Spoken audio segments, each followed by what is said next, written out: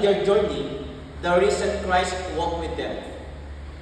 Opened the scriptures, binuksan niya yung banal na kasulatan, and Jesus Christ revealed Himself in the breaking of the bread.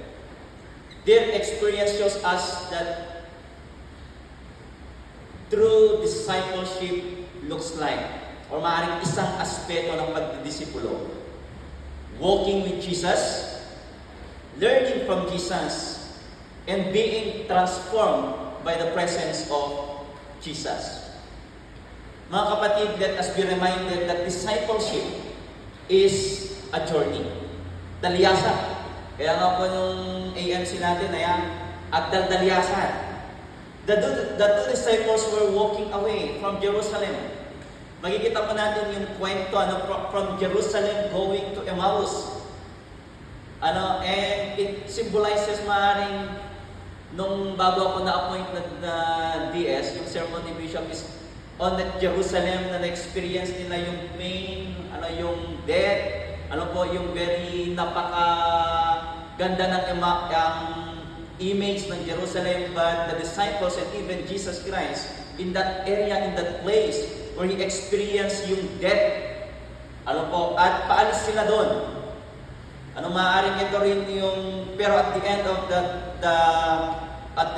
the narrative, doon din sila pinapabalik or doon din sila bumalik. Encountering God is never a destination. It is always a journey. So, hindi po siya nag-end in one-time, big-time event ang discipleship, but it's actually day-to-day journey. Kung makikita po natin, ang encounter ng mga disciples na ito kay Jesus Christ is on their way going to Emmaus. At hindi yung panahon na na-realize nila na kasama nila si Jesus Christ, kundi yung panahon na even kinakausap nila si Jesus Christ, hindi nila nalalaman na yung kausap na pala nila is ang Panginoon na muling nabuhay. Discipleship is not about us finding Jesus first. Yun yung minsang konsepto po natin, na nag-start yung discipleship when you receive Jesus Christ, when you know about Jesus Christ, when you have the knowledge about Jesus Christ. It's about Jesus finding us and choosing to walk with us.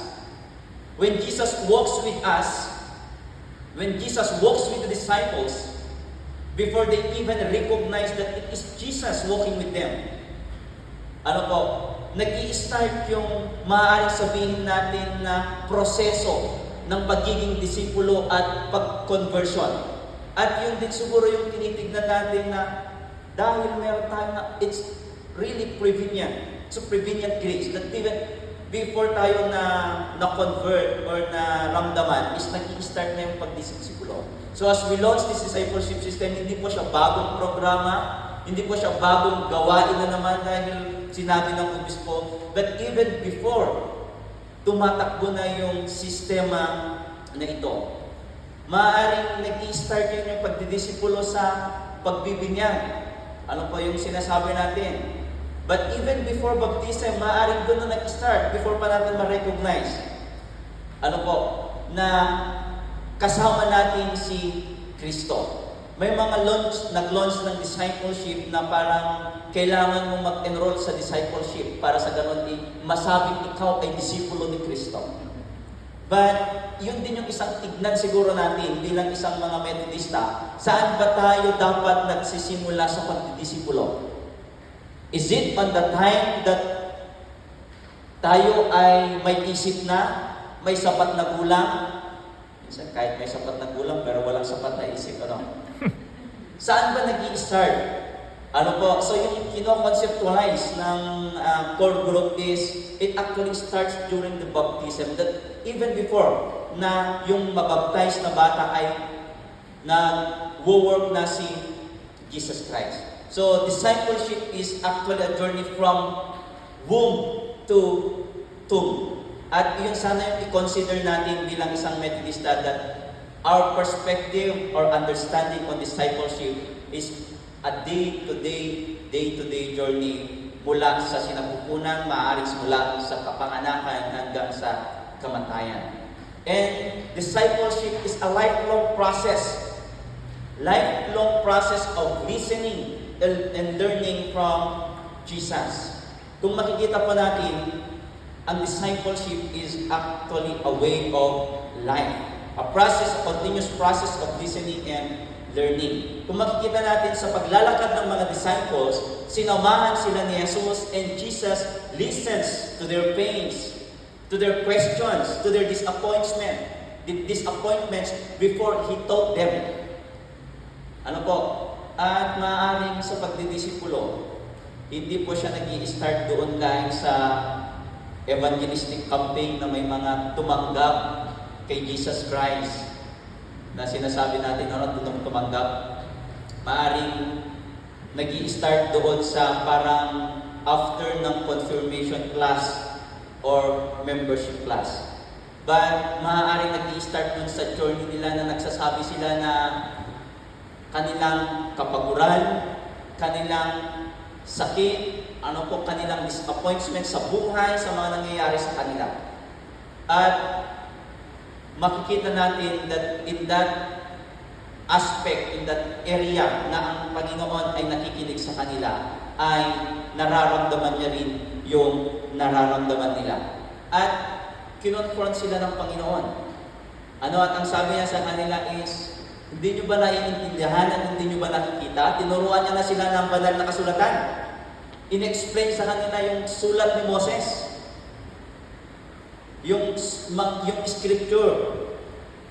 And that's the start or the beginning na nagtuturo ang Panginoon sa kanila. Pero pag makikita natin, hindi pa nila nare-recognize even si Jesus during that specific area ng teaching and listening. The disciples, nung medyo malayo na, sinabi ng mga disciples, parang malayo pa, and they invited Jesus to come with them or to stay with them. At sabi nila, stay with us, for it is nearly evening.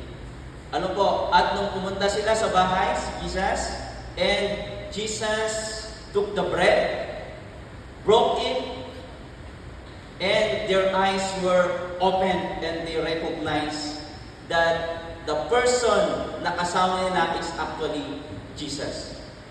Minsan yung perspective natin that the conversion and the discipleship is only through preaching. Yung pagsesermon, kailangan yung emotion. But in this specific narrative, the disciples or the eyes of the disciples were opened during the breaking of the bread. Napakaganda na tignan din natin yung concept ng discipleship, yung pagdidisipulo at yung ginagawa ng iglesia. It's not just about the words delivered, but even through the words acted through the bread na isinishare.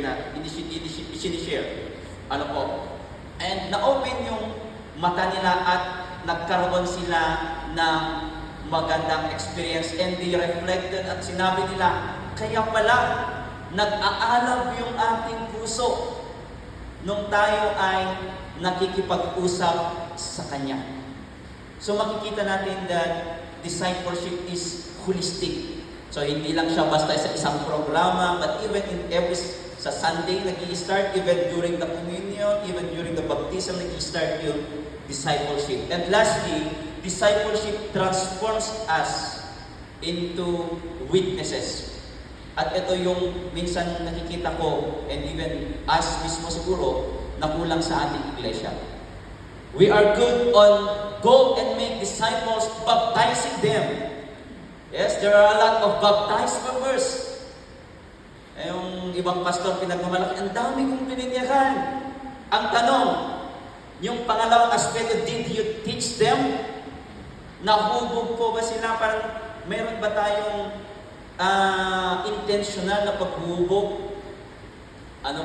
Upang sila din ay maging disciple maker or maging apostle na pwede natin ihayo.